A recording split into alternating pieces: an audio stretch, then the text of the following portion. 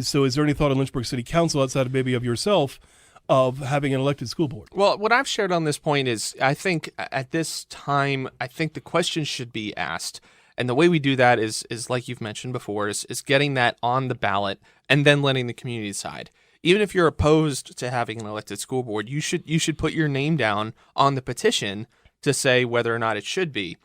This is just like, Anthony wanting to run for city council. You still have to get signatures. Even if you don't like the policies that Anthony might stand for, I'm still going to sign for him because it's a part of the Democrat process. If he wants to put his name in the bucket. Don't get him too excited there. That's Biscuit the part in the of bucket. It. So let's get it on the ballot and let's see what the community says. I think there are certainly pros and cons. Look at Loudon. It's not necessarily a panacea. But tying this to Lynchburg, one reason I'm leaning towards an elected school board at this moment is because look, we've had at least 4 meetings so far. 3.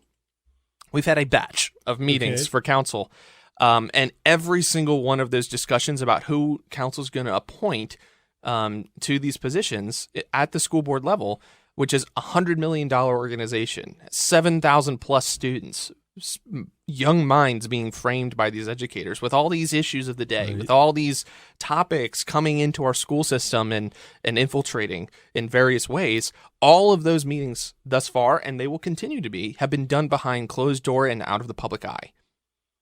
Think about that. No, I mean that is just how it has been. And I remember 15 or 20 years ago, there was a very brief push. Hey, should we look at the school board? It went nowhere.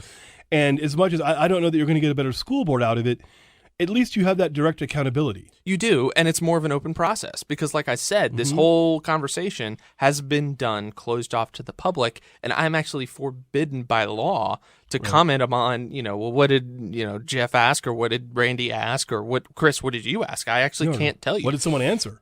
For that matter. And I can't tell you. And the logic I have heard is that, well, we want to do this in closed session so the responses are more candid, that they're not under the pressure of public light. I can see some logic behind that, but I don't think but you're also going to be in how many meetings in front of the public, and how many things are you going to say in front of the public? And you're going to be voting on a budget of $100-something million, working through, a ton of issues these days that are coming in to the school system. I didn't put a batch of questions out to the public on my social media platform on Facebook.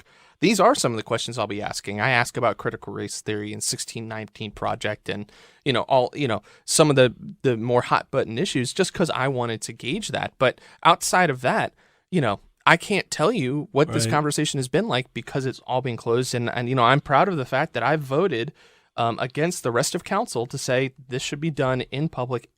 And if folks want to sit in this room and watch us interview these candidates, they should be able to.